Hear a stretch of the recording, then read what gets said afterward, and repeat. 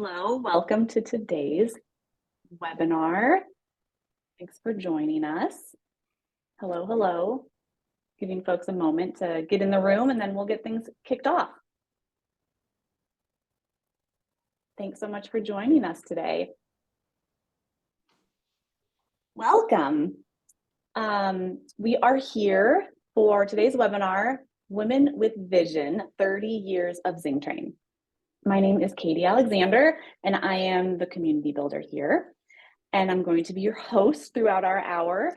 And I just feel a lot of pleasure to be here with both Maggie, the founder of ZingTrain, and Katie, ZingTrain's managing partner. We also have a very special person back of house today. Jenny Yim is one of our trainers here, and she is going to be behind the scenes monitoring our chat and your questions with me. We are all coming to you from ZingTrain here in Ann Arbor, Michigan, and we always love knowing where people are tuning in from. So if you would like to put your location into the chat, it'd be really fun for us and everyone who's here. You might find some neighbors that you can say hey to. And I have 3 helpful tips to make the most of our time together. So the first one is the format of today. Maggie and Katie are going to be in conversation first, and then we'll leave some time at the end for Q&A. And we'll be collecting the questions throughout their conversation, and you can submit them into the Q&A section of Zoom. And we will do our very best to get to as many questions that you may have here. If we cannot answer your question, then we will send any resources that we can in a follow-up email that you will receive tomorrow. The second is that there is closed captioning available for the presentation today. And if you'd like to turn that on, I believe Jenny has or will drop the details in the chat. And there's a closed captioning button also at the bottom of the Zoom screen that you'll use. And then the last thing to note is that we are recording today's conversation, and we'll be sending that out along with any resources that may come up in the follow-up email tomorrow. And this conversation will also live on our website alongside lots of other free resources that we have there, including past webinars. So that is all from me, and I will see you again for Q&A, and I'll turn things over to Katie. Thank you so much, Katie. It's wonderful to be here with you all, and I'm really excited to be in conversation with Maggie. I love the name of this webinar because I feel like it really encapsulates something that Maggie and I are both really passionate about, which is having a clear vision of where we want to go. And I think vision has helped us get to this day, and we're excited to share more about the evolution of ZingTrain, how we've come mostly Maggie earlier on, obviously through the last number of years. And then I'm excited to share a little bit more about what I'm excited about in the future.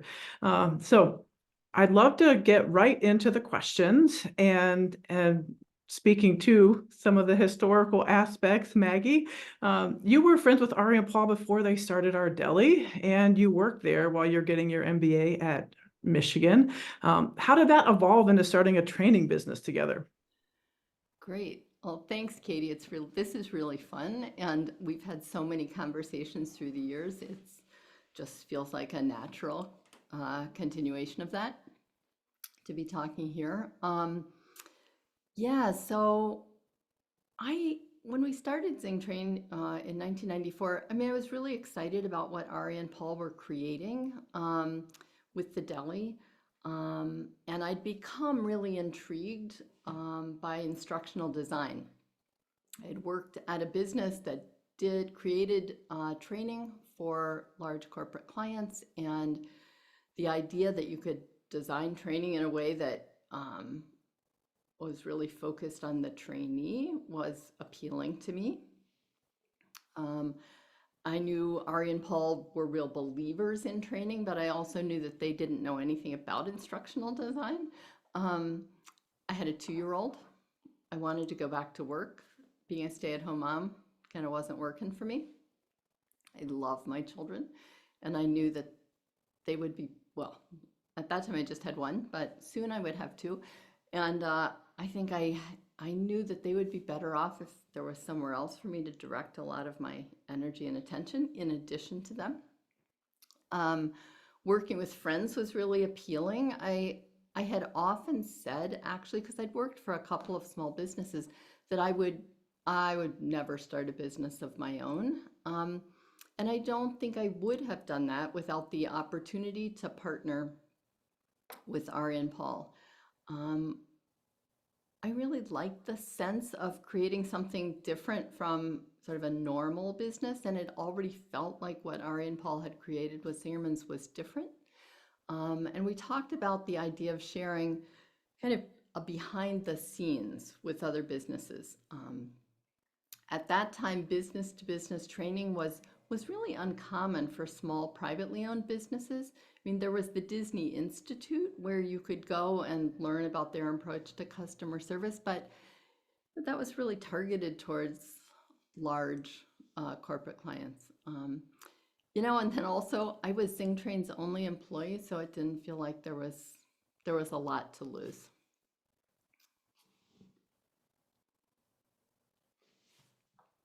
All right, thank you. When ZingTrain started in 1994, it was the very beginning of Zingerman's becoming a community of businesses. And so the deli had been around for 12 years and the bakehouse for almost 2. Mail order was getting ready to become a separate business instead of just a department in the deli. And I was really curious as I was thinking about questions, what was the energy of the organization like at that time? And how did ZingTrain work with those other businesses? Yeah, so I love thinking about this because kind of getting my head back. I mean, 30 years ago, it's a long time, almost half a lifetime. In the early 90s, we were all very young. We were in our 30s. And I think there was a lot of optimism about the possibilities. I mean, you've heard Ari's story about sitting on the bench with Paul and trying to figure out what was next for Zingerman's. And when they wrote that vision for 2009, that really was an impetus for me to write a vision for ZingTrain. So there was this sense that there was a lot of possibility. There hadn't been any significant business failures yet. Zingerman's Practical Produce is a business that most people don't remember now, but started a little bit after ZingTrain, a produce market across the street from the deli that we ended up closing a few years later. No partners had left to start competing businesses at the time. Zingerman's Service Network was actually conceived as a separate business at that time rather than an internal shared services department.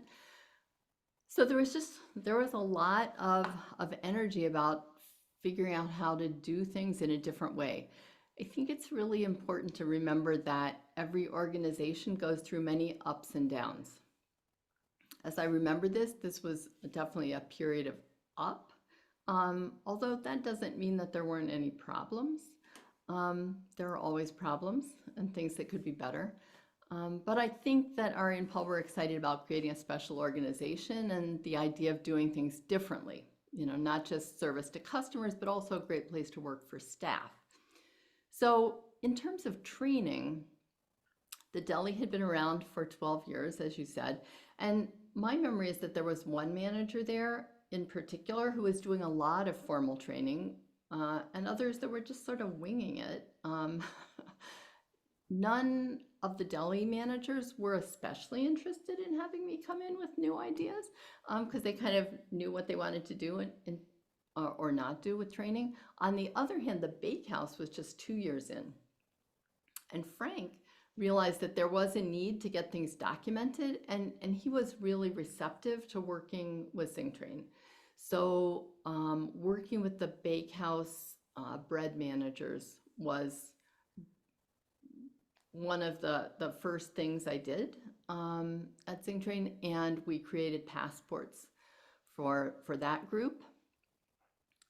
They found that really helpful, and then word kind of got to the deli that there was this useful tool, and that gave me a little more inroads to work with the deli managers.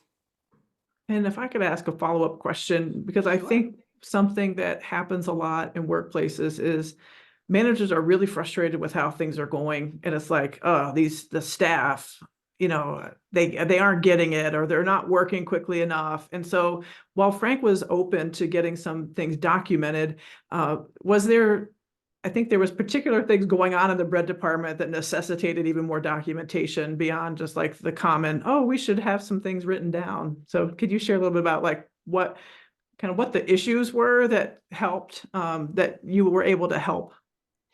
Yeah, well, I think that, and we can talk more about Zingerman's approach to training, bottom line training, which I introduced around this time, but it's really focused on clear expectations and what typically happens in a startup where the owner is there day in and day out. They're modeling exactly what they expect. And in the case of the bakehouse and bread, Frank was there at the bench rolling loaves with everybody, and he could quality check like in the moment.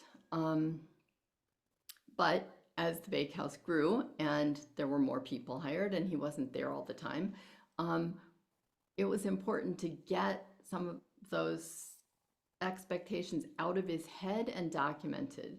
And when it comes to product quality, there's both, or production, there is both the quality of the product and also the expectations around speed.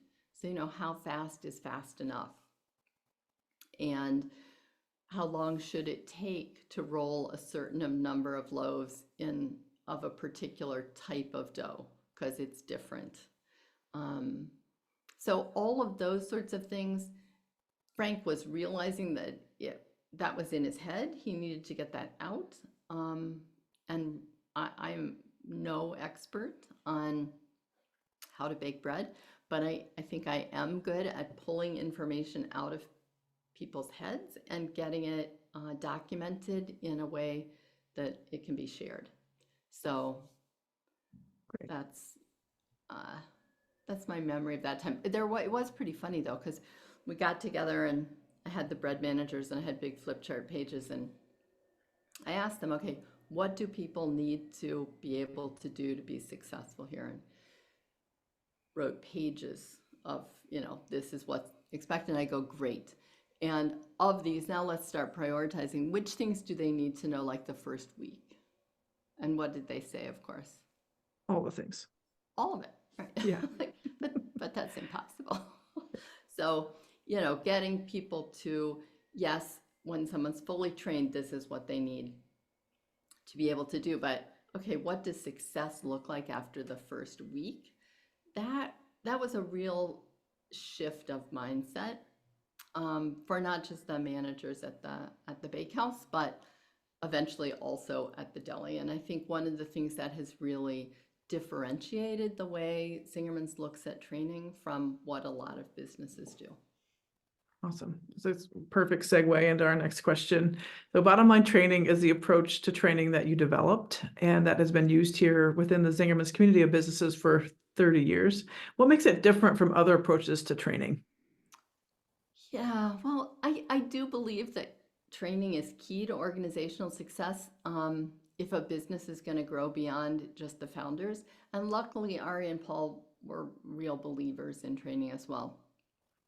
But I did discover, and I think this was a little disappointing to me early on, and then I realized, of course, it makes perfect sense. Most operational managers are not familiar with or particularly interested in good instructional design. That's just a different skill set than somebody who is a really good restaurant manager, deli manager, bread baker. But by focusing on the training compact and the 4 training plan questions, which are the 2 key elements of bottom line training, bottom line training provides a structure that's relatively simple to implement, a way of focusing on what employees need to know to be successful.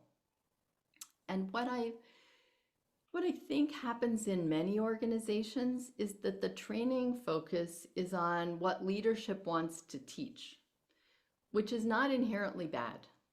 But it's sometimes not as concrete and down to earth as what is needed.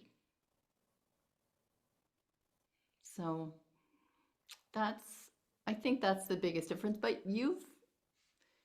you know, what is your impression of how bottom line training is different? Because Oh, you came into the organization and it was here. yes. I would say we could spend the rest of the time talking about this. I will say the things that made the biggest impact on me was when I started at the bakehouse in 2005, and I was in a manager in training role, which meant that I was going to work in a few different departments for a couple months at a time. And in my first day or my second day, I was given this little booklet that was my training plan, and it was our training passport that you mentioned. And I like to be prepared, and I loved that, like, I could look at this training plan and I could see it was broken out by time, by day 7 expectations, day 30 expectations, day 60 expectations. And it would helped me because I was joining a brand new organization and I wanted to do well.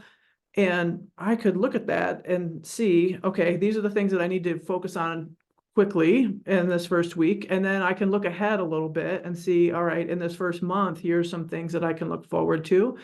And it was laid out in a way, and there were some things that we needed to cross out, because I think there's this illusion that in our organization, like, everything's real polished. And I will say that I've never had in an organization ever, like, here's your training plan. And so that was very different. And then the other part was, there was a couple things in there that, like, Amy, the partner at the bakehouse, was like, okay, well, that doesn't pertain. So, like, let's just cross that out, and so it was updated in the moment. And that also felt very authentic, because it wasn't just like, oh, well, we have to do this because it's written on the page, but instead it's meant to be a living document. And it's designed so, like you mentioned, that it wasn't just training for training's sake, but it was like what I needed to be able to be successful in my role. And that I felt really set up for success by being able to look at that training plan, look at that passport, and know what to expect, what was coming.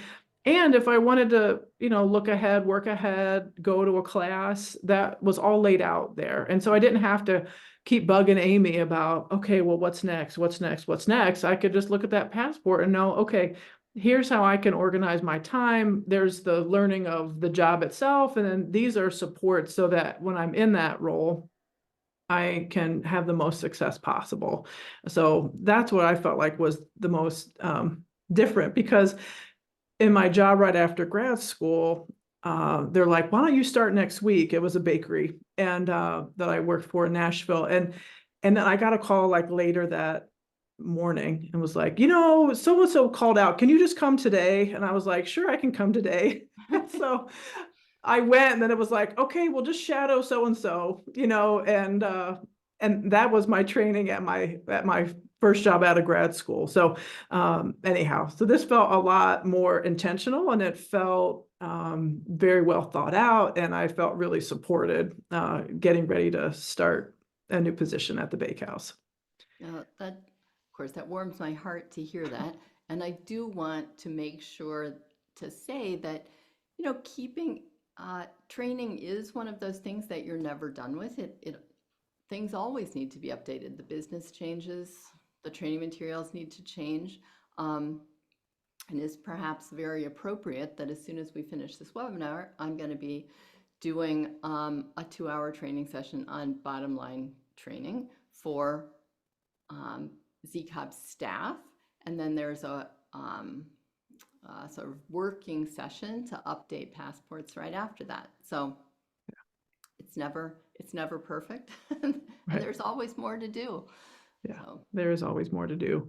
And I always say, like, just put in 30 minutes a week, just to get something down. We always can update it, but let's just get something down. Some stuff can always get improved. All right. I'd like to transition into talking a little about Stas Kazmierski, who joined our organization. Well, it's kind of when he joined ZingTrain, I can say that with certainty. The other dates are a little squishier because Stas was someone that was worked in the organization for a little while before he joined officially. But so Stas was ZingTrain's co-managing partner with you from 2000 to 2013. How did you and Stas decide to work together? Oh, great question. As you mentioned, Stas had been working with Ari and Paul earlier as an outside consultant. He was actually the consultant that facilitated them writing the 2009 vision, the first long-term formal Zingerman's vision. So ZingTrain started in 94, so by 1999, 2000, I had now 2 young kids. ZingTrain was continuing to grow. I didn't want to travel quite as much. I was feeling totally overwhelmed. This is a point that every entrepreneur has gotten to at some point. If their business reaches a certain size, or at least that's my experience. Everyone I've talked to has had that, oh, this was the point where I was thinking that maybe I would just leave. And it was soon after Amy Emberling joined Frank Carollo at the Bakehouse. And I had this aha, oh, what about a co-managing partner? I didn't really want to just hire somebody else. Had an assistant who was awesome, but I needed somebody else. I wanted a peer. And I'd met Ari, I'd met Stas through Ari. And Stas actually attended one of our early ZingTrain seminars and gave sort of feedback on the design. And at that point, Stas was working on his own and kind of wanted to be part of an organization again. So Ari suggested we talk to each other, and we did. And of course, what we decided to do was each write either 5 or 10 year, I can't remember now, vision of success for working together, and our vision of what we wanted ZingTrain to be. So we kind of decided on key points that we would touch on, like how many clients, how many employees, what kind of revenue, what kind of salaries we wanted to make. And then we went off and we wrote those visions separately, and then we shared them with each other. And we discovered that we had more in common than not. So we worked through the things that, where we weren't perfectly aligned, and decided to partner. I will say that partnering with him at that point was really critical for ZingTrain to continue to grow. Stas was about 10 years older than me. His kids were grown. The idea of traveling for work was really appealing to him. And it got ZingTrain through that period of time where we were able to bring on more trainers, and I could get my kids through school, and then be able to re-engage even more. So he had a huge impact on ZingTrain, and actually on the ZCAB as a whole. Maggie, if you can click somewhere, I think, Zoom has made updates and they think they're helping by, I'm seeing some fireworks behind you. Oh, how bizarre. So if you can click your camera off and then back on, then Okay. we can see you in real time. Did that work? No. Let's see. If I turn off reactions. Yeah. Sorry, I'm not sure why it's doing that. I know. If you can you stop your video? I will try to do that. Sorry. Okay, there we go. Yeah, Maggie is especially excited about this content. All right. Well, while we're getting you back on screen, I'm wondering, you mentioned a little bit about Sasha's impact on ZingTrain, and I'm wondering if you could talk a little bit about his impact both at ZingTrain and at Zingerman's the community of business on the whole. I'd be happy to. Just tell me which camera I should choose here. There we go. Oh, Not that one. okay.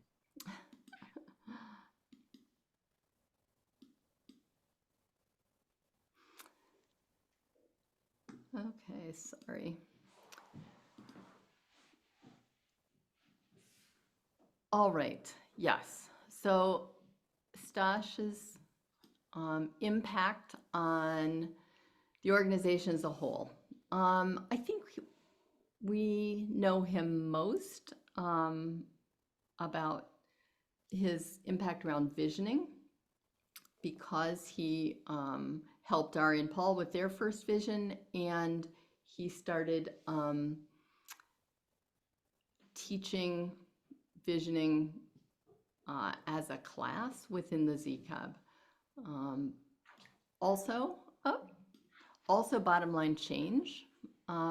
He was a proponent of and new whole scale change, big organizational change, which he had done with the folks at, he learned that from Kathy Dannemiller at the consulting firm where he had worked before. And then actually Ari and I worked to kind of pull that information out of Stas's head and get it into a form that we could teach it and use it here in the organization. And so I think visioning and bottom line change are the two things that we think of organizationally when we're thinking about Stas. But he made some other really important contributions that are maybe a little less glamorous, but some really important process tools that ZingTrain uses all the time. So for example, day one evaluations. We've always done evaluations at the end of our 2-day seminars or any training that we do, but when Stas started teaching seminars, he said, well, why would you wait till the end of day 2 when everything's over to find out how it's going for people? Let's do this day 1 evaluation where we can ask people, like, you know, what did you think? What were the highs? What were the lows? Is there anything we should do differently on day 2? And that was a game changer. He also brought the open forum approach, which is a structured question and answer. Thanks, Jenny. I'm back. You're back. So open forum, which we use to do structured question and answers, where you get a small group together to talk about what they've heard and then ask questions. And then also some other types of facilitation design that we use a lot. So he had a big impact. Yeah. And so I guess I want to throw that back to you, Katie. Yeah. When you joined the ZCAB, Stas and I were co-managing partners. So did you have an impression about our partnership and how we work together and what Stas's contribution was? Yeah. Well, talking about your partnership, I had worked in the bakehouse for 6.5 years, and Amy and Frank were the managing partners at the bakehouse, and they, it was just fascinating. I love leadership, and I felt like Amy and Frank were great mentors, and then joining ZingTrain, seeing you and Stas work together, it was a very different style. And I think what struck me the most was, I think this also translated to your leadership style, was how autonomous you both were, and yet shared absolute alignment in like all of the important areas. You were different enough, but like when it came to the things that were really important, you were on the same page. And you provided a lot of autonomy for people that worked at ZingTrain. You trusted that we were going to get our work done. And I believe you also modeled that with one another. You had different working styles, and it was, I thought, refreshing to see, like, oh, okay, it's not that Amy and Frank micromanage, but they have different leadership styles than you and Stas. And it was it was interesting to see a different way of being, if you will, and that you can have a lot of trust in the people that you work with and believe that, with support, it wasn't that you got to be able to meet the expectations, and you also can have the freedom in which to design how you get the work done. So I think that was the biggest thing for me, which I know kind of blends leadership style and your partnership, but I feel like at your core and at Stas's core, alignment was really critical. And yet you both had autonomy to be your own leaders, be your own partners in how you approach the work. That really reminds me of how because I think you're right. We were really aligned and we were really different. I mean, Stas, much more spontaneous. I'll never forget the first time I was co-leading a private training with him, and we had decided who was doing which pieces, and like we come back from a break and he goes, "Do you want to lead this next piece?" A piece that he would totally. I was like, "No, no, that was what you were going to do," But he was just totally spontaneous like that. I was much more get it planned out. And when we got busy and we got bigger, we would go sometimes, multiple weeks without really connecting with each other. And we discovered that we would feel sort of out of touch and sometimes just annoyed with each other. I think it's important for the people listening to this who might have partners that they might sometimes be annoyed with. That happens even in the best partnerships. And what we discovered, though, was that we needed to make time to touch base, because every time that we took time to just catch up with each other, we found out that, oh yeah, we were definitely still in alignment. We just approached things differently. So when we weren't talking about what was going on, it was easy to make assumptions that were not correct. So it's interesting. You are really good at talking about our partnership now. I think you're really good at making sure that we touch base regularly, even though, I've stepped out of the day-to-day, and you actually don't need to check in with me to do really anything, but you still do, which I appreciate. Yeah. I appreciate being able to have you as a sounding board. So I guess I want to ask you before sort of switch off of Stas, do you have any special Stas memories? There's a few that are really noteworthy for me, especially as I reflect. So I joined ZingTrain in 2011 as a trainer. And so I overlapped with Stas for 2 years. And I remember his unabashed faith in me as a trainer. And I don't know that was necessarily earned, not yet. And we worked with this client. We were working with this steel mill down on Zug Island in downriver near Detroit. And he took me along for these workshops and he let me lead some of them. And I just remember thinking later, like, you were horrible. But Stas believed in me and he had this unwavering faith that I could deliver. And I think about that a lot, especially as we bring new trainers on, that your belief in people around you, of course, like I know that, especially, with people and teams that I've worked with. But I felt that really to my core. He really championed me and felt like I could do it. And even before I felt like I could do it, he believed enough in me to allow me some space to kind of spread my wings a little bit and try some things out. And I followed I followed our plan. It wasn't like I was going rogue, but I remember how important that was, especially like after he left, and I looked back and I was like, I was not ready to do that, but Stas really felt like I could. And so that had a big impact on me. And then the other thing when I joined the organization, Stas taught that personal futuring class, the personal visioning class, and I remember I had been here for I think a year or so, and I thought back on a statement of intent that I had written for grad school, which was 6 years earlier.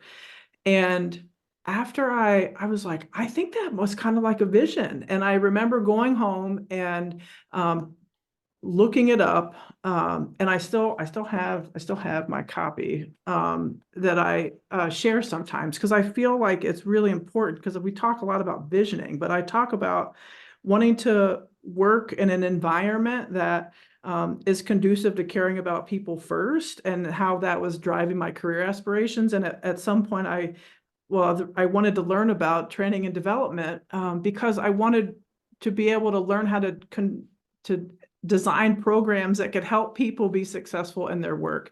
And I remember copying this and bringing it to Stas down at ZingTrain to say, I think I have something that reminds me of a vision, and so that was really made an imprint on me as well. Yeah. Well, my memory is that you wrote a vision soon after you started at ZingTrain, that you shared at our first offsite that we had as a team after you started. And in that vision, you wrote about wanting to be a managing partner, and that owning a business was something that you'd always wanted to do. Yeah. So, not to put you on the spot or anything, but of course I am. But how has being a ZingTrain partner sort of lived up to your expectations? Have there been any surprises? I mean, just besides the global pandemic. So I will say that overall, yeah. In my statement of intent, I talk about wanting to own my own restaurant. And food has always been something very central to me. And I love to eat, I love to bake, I love to share food with people. And my grandfather had a bowling alley and a skating rink, and my sister and I would help him at the snack bar and on the weekends. And I remember, so my grandfather passed when I was 13, so I know that this had to be before I was 13. I remember thinking, well, one day maybe I'd like to have my own business, and I think I'd like to work with people. And so that's obviously really general. And yet I was probably 11 or 12 when I had that thought. And so fast forward to going to, I played basketball at Vanderbilt, and the program that I studied was human and organizational development. And in there, I had a professor. So it was kind of like learning some about like psychology, family systems, and like how people end up the way they are. And then as it relates to leading a group of people. And then it was some about business, learning organizations, how organizations grow. And a professor I had my junior year had done some consulting with some hospitals in Nashville. And her book called The Human Touch was all about person-centered leadership. And I remember reading it and thinking, yes, like work doesn't have to be a bad place. Like if you give people resources and tools to do their work effectively, work can be a really good place. And it really was resonant. And then I learned about this grad program about human resource development, about learning how to do these training programs so that you could work in an organization and design training programs that help people have a more person-centered experience. So I know this is a long way around, and I'll say that has having my own business lived up to what I thought it was going to be? I'll say that I became a partner in 2018, and ZingTrain was very successful. At that time we had, really solid profitability, and then, the pandemic hit. So I will say that the first, and our revenue went to zero. So it has, the first 2 years were like really solid. And then I would say that I've been tested emotionally, physically, mentally. Probably this has been, it's been, especially like that 2020, 2021 has been, I would be disingenuous if I was acted like it was kind of a walk in the park. It's been challenging. And I feel like what keeps me going and what I feel strongest about is consistent regardless if it was before 2020 or now. I think what gets me most excited is being able to have an impact with our team here at ZingTrain and with our clients. And I feel that our work makes a difference, and that gets me really excited. Sharing the visioning tool, everyone's got visions about a variety of things, and that is such a helpful conduit to get those ideas and thoughts out of your head, so that you can get them into a place where you can share them and act on them. And so, has ownership been what I thought? From an impact standpoint, in being able to work with a group of people towards common goals, yes, that has been wonderful, and challenged me in ways that I couldn't have anticipated. Hopefully we don't have to anticipate another pandemic that requires such a drastic upheaval and remake of a business.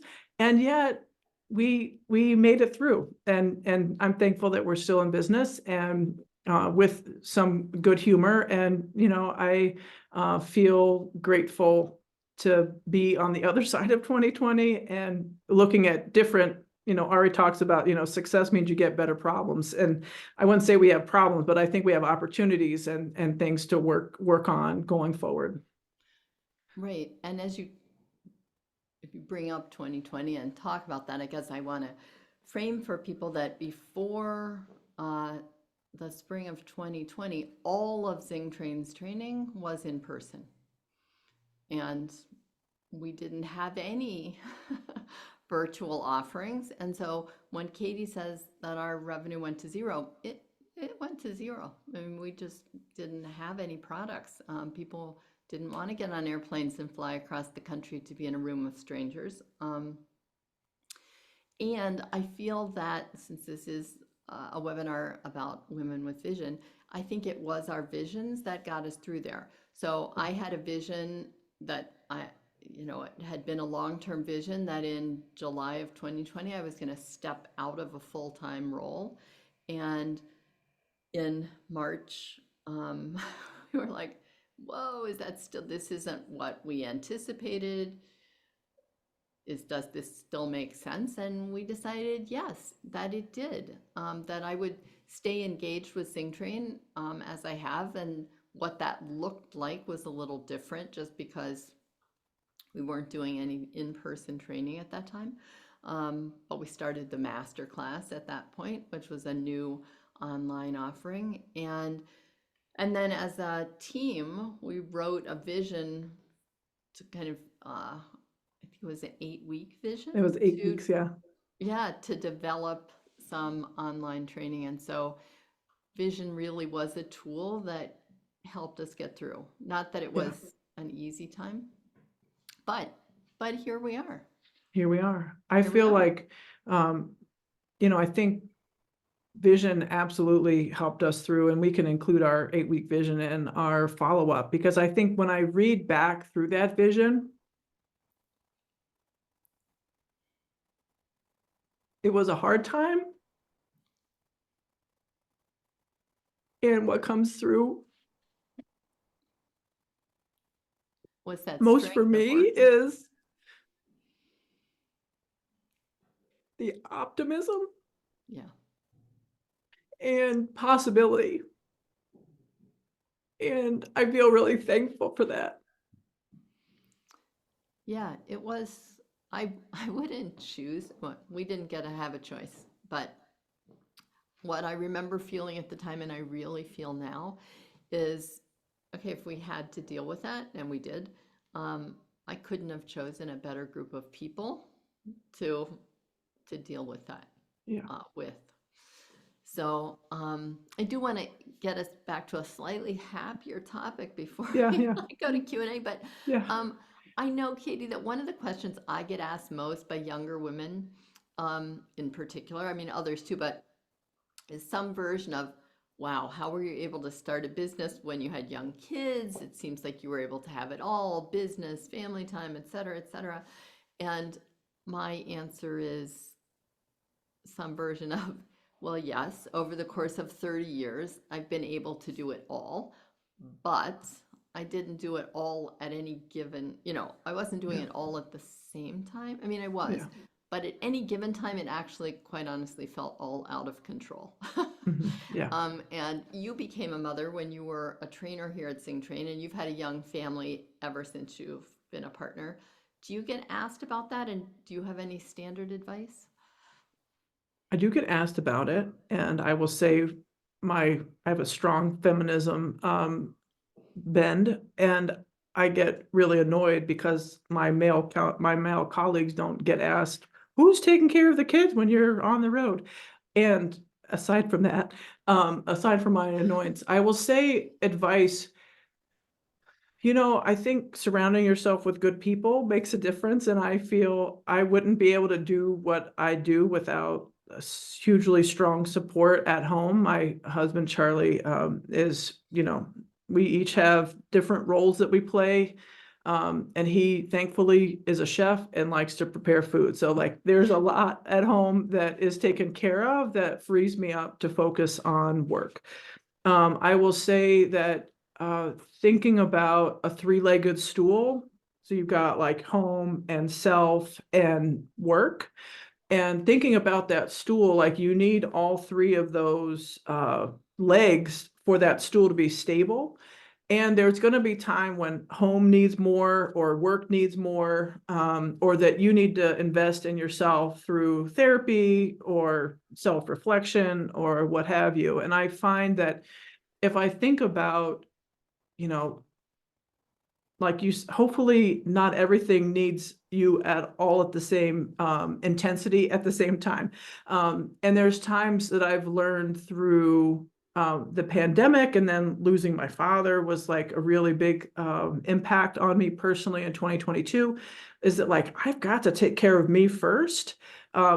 So that I can function out in these other roles, as a mother and a wife, and also, at a partner at ZingTrain and within the Zingerman's community of businesses. So I think that's been the biggest adjustment for me, because I used to like try to do it all. And yet I found like you can't pour from an empty cup, so therapy, meditation, self-reflection, what do I need right now, was something I learned through grief counseling that has been really helpful. I'm like, okay, I feel like I really need to take a walk this morning, even though like that gets me into the office after 9. And if I don't take this walk, then that's gonna make me not show up in the way that I'd like for the people I work with and for myself. And so I think any advice that I have is carve out the time for yourself, because if you aren't good for you, you aren't going to be good for the people around you. And I think before it felt like a luxury, and now I feel like it's a have to. And what also happens then is when you prioritize self-care, then that gives others permission that you work with, when they have a need or feeling like they want to carve out time for counseling or for appointments or what have you, that they can do that, because that is something that is that I prioritize, for myself. And I also think it's important to model that for the people that we work with. Yeah, and that's, one of many places where you and I are really aligned. And as you know, the whole time you've ever worked with me, I always took at least 2 weeks off in the summer, and sometimes more, where I would be completely off the grid. Now, sometimes there were exceptions, but I mean, in terms of being completely off, but we would take, because family vacations were really a priority for me. Yeah. And when I say that I feel like I had it all, but it all felt out of control at any given time, when my kids were young, there were weeks and months where I was on the road more than I wanted to be on the road, but it really helped me to know I was going to have this time in the summer when we were all going to go away, go up north, and I was going to be 100% there. And when I was leaving to go on vacation, I didn't feel guilty about that, because I would remember back in March when I was on the airplane every week. Right. This is the trade-off. And so I'm finding balance, but I'm not necessarily finding it on any given day. Right. And I think that I mean, I guess I want to finish up, and then I'm guessing Katie will want to do some questions, other Katie. But having a clear vision of what works for you, whether it's, you know, your role in the business or where the business is going, but something that you're really excited about is, in my experience, really essential. And then you build the structures and the systems that support that vision. Yeah. And then the people, you know, you want to get people that are also excited about that vision. And as I look back on 30 years of ZingTrain, which I can't believe it's actually 30 years, but it is. That 2 and 4 year old, they're 28 and 32 now. It's the people that I've gotten to work with and gotten to know that have really made a difference, and that continues to be true even as my role at ZingTrain has changed. That connection is really meaningful, and I have such appreciation for you and where you're taking ZingTrain, and because we have a shared vision of the future, I'm just real confident in where the organization is headed. Thank you, Maggie. Thank you. Thank you. Oh, look, it's I'm Katie. coming back. Katie Alexander is back. Hello. I'm just sitting here behind the scenes smiling at both of you for the for the last 50 minutes. You've gotten so much love and appreciation from people in the room about your perseverance and your passions for this work, and just being so honest about all of the places that ZingTrain has been, and we, the people at ZingTrain, have been for the last 30 years. I want to ask, Katie, do you have any final thoughts that you'd like to share before we get into a couple of questions that people have asked? I'm really filled with gratitude, well, A, that anyone wanted to come hear Maggie and I be in conversation. And secondly, every day I get to work with our team and do training feels like it helps me live out my dreams and my vision. And I'm super grateful. I'm eternally grateful for that opportunity. So I just thank you all for being here and allowing us to continue to be part of your lives organizationally or otherwise. Lovely. So I'm going to start with a question that you are some of the best people, I think, to ask this question in the whole world. No the question is, what could be a first step in developing a training program for an organization? How might someone go about that? You mean besides coming to the Bottom Line Training Seminar, which I just co-taught last Monday and Tuesday? I do think that, two things. One is to think about what are the expectations you have for staff on whatever it is that you're thinking about doing the training on. If you're thinking about the whole, just a training program overall, it's a big thing, but it starts with what do you expect people to know and be able to do, and you need to answer that first to then be able to decide, well, what's the best way to get that information across. And I'm sure we'll send out some additional information on bottom line training and the training plan questions and the training compact, but that's where I'd start. Katie, did you have anything to add to that? I would say just start with start with something, and then I would also start with, where are you having customer complaints or errors in your work? And start in those problem areas. It will be easier to get buy-in from the people around you when you help to solve some of those problems through documentation and clear expectations. Right, and I would add, and don't wait till you've got everything perfect before you roll it out. Like thinking in small, meaningful steps, and don't fool yourself into thinking that there will be a point where you have like 2 weeks to just dedicate to developing the training program, because that never comes. So as Katie's saying, setting aside some time every week to work on it and focus on one problem area at a time and get that rolled out. Because if you can make some improvements there, it'll give you a little more time to work on other stuff. Great, thank you.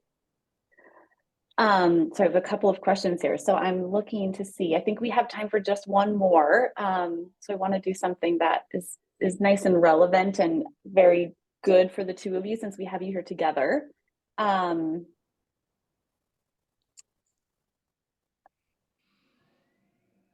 So Katie, we're going to go back to your transition from the Bakehouse to ZingTrain. Okay. And was that, so the question is, was that an obvious transition for you? Is it something that you had visioned from the beginning of your time working at Zingerman's? Did you get an invitation, or just what did that look like for you? It looked like the red carpet at the Oscars that Maggie and Stas rolled out. No, I'm joking. I will say I'm very determined, and I feel strong in my convictions. And when I came to the organization, I had called ZingTrain first, but there weren't any openings at ZingTrain. And Maggie can attest to this. In fact, recently I found Maggie still had a thank you note that I had written way back when, after talking before joining the Bakehouse. But I really wanted to join ZingTrain, and there weren't openings. And so for me, it was, I felt like I needed to get my foot in the door, and I wanted to make my way. And I also wanted to see, what was the organization like? Is this really an organization that seems like it's doing the work that it shows externally? And is this something, because I have that whole business idea in mind of like owning my own business, is this a place that I want to be long-term? And I grew up in Ohio, and people in Ohio don't aspire to move to Ann Arbor. So I always say that it had to be really compelling as an organization for me to move up to Ann Arbor. I didn't know anyone when I moved up here, but I just felt like this is the organization that I want to work in. And I felt like, okay, let me start, and I want to do my work really well at the Bakehouse, and I'm going to check out the organization. And then, Maggie and I were in touch before, like in my interview process. And so I always had my eye on ZingTrain, that I would like to eventually get to ZingTrain. But I also felt like I needed to take time and do my job really well at the bakery while things were kind of unfolding. And I started to do some training while I was still a manager at the Bakehouse. I did some training with ZingTrain, as we called it, outside presenter. And that gave me a little insight on like, okay, well, do I like doing this work? Would I like doing this work more full time?